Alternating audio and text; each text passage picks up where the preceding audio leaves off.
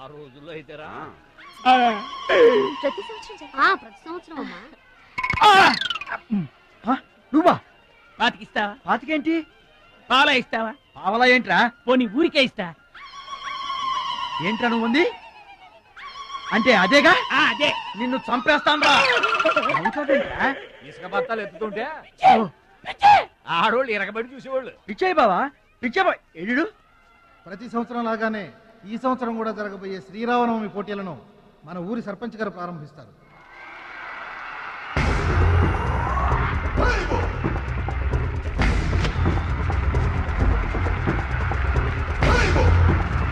బాబాయ్ ఏంటి తోసుకుంటూ వస్తున్నా? మా బాబాయ్ గెలడం నేను చూడాలిగా.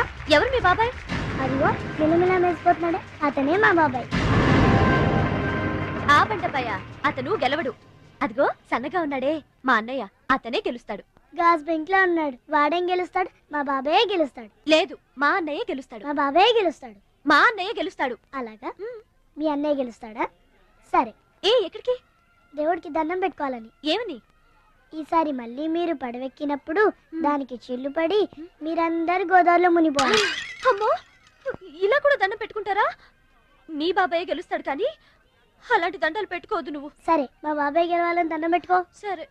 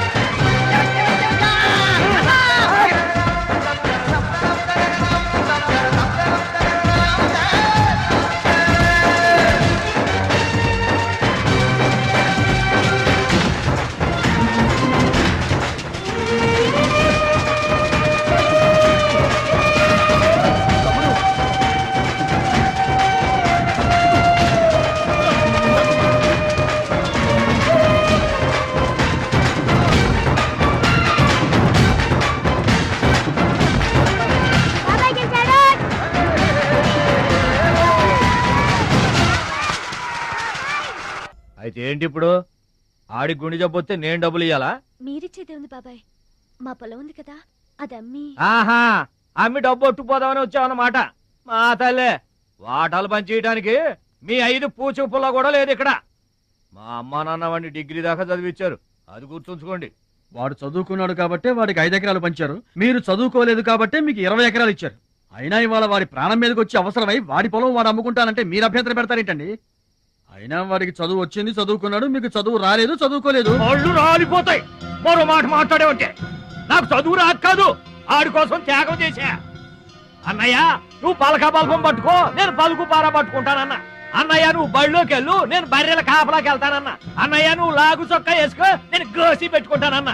ఇలా ఆడి కోసం త్యాగాలు చేయబట్టి ఆడు చదువుకొని గొప్పడు అయిపోయాడు. ఇంకా ఆడి కోసం త్యాగాలు చేసి నా పెళ్ళం పిల్లల రోడ్ల మీద అడుక్కు తినమంటావా? చెప్పు చోమహా. అలా అంటావేంటి బాబాయ్? 15 ఏళ్లుగా మా పొలం మీరు పండించుకుంటున్నా ఒక్క పైసా కూడా అడగలేదు. ఇవాళ అవసరం వచ్చి మా పొలం మేము అమ్ముకుంటామంటే కుదరదంటారేంటి? ఏంటి నిలదీస్తున్నావా? నీకు సమాధానం చెప్పాల్సిన అవసరం నాకు లేదు. పిచ్చయ్య గారు, మీరు మాట్లాడుతుంది ఏమీ బాగలేదు. అరే, ఆపరేషన్కి అవసరమై వాడి పొలం వాడు. పొలం మాట ఎత్తకుండా ఉంటావంటే నేను రాత్రికేడ పడుకొని పొద్దుటే వెళ్ళిపోండి, లేదా అక్కర్లేదు, మేమే వెళ్ళిపోతాం.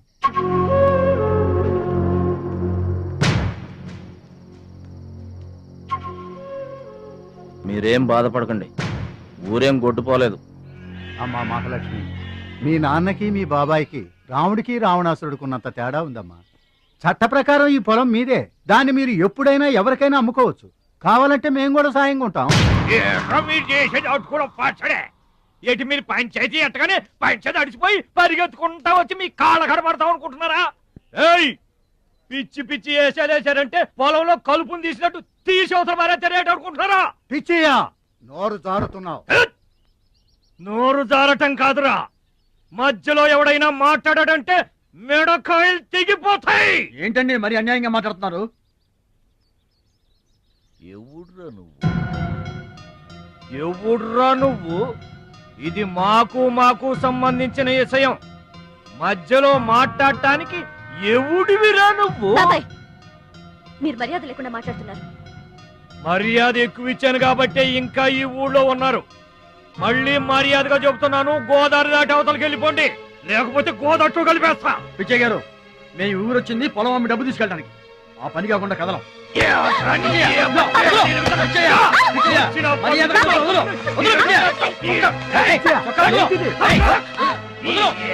ఇదే మావా తప్పు చేస్తున్నావు. నువ్వెవర్రా చెప్పటానికి?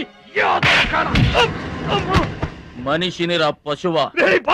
నాన్న మీదే చేసుకుంటావరా?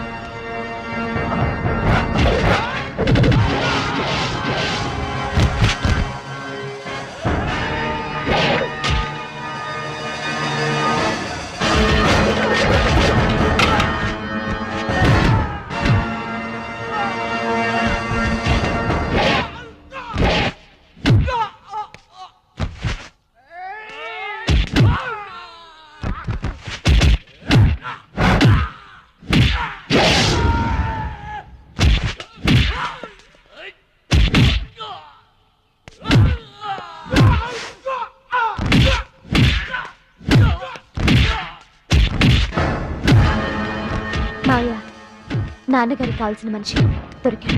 ఊళ్ళో పెద్ద మనిషిని నా మీద చేసుకుంటావా? ఒరే భద్రాచలం, నీ అంతు చూస్తాను రే. చూసారులే పొండ్రా, మొదలే చూడలేదు, నా అంతేం చూస్తారు? ఇంత గొడవ జరిగిన తర్వాత ఇక మా పొలం ఎవరుకుంటారు? ఎవరో కొనకపోతే నేను కొంటానమ్మా. చుప్పలు కొంటావా? పిడి కావాలా? నీకు ఏది కావాలి? నాకు ఈ కర్మ ఏంటండి? వదలరా, మిమ్మల్ని అంత తేలిగ్గా వదలను. నా తడాక ఏంటో చూపిస్తా, మీ అంత తేలుస్తా. మర్డర్ కేసులో ఇరికించి మిమ్మల్ని అందరినీ పక్కలో ఇస్తానే అనుకుంటున్నారా?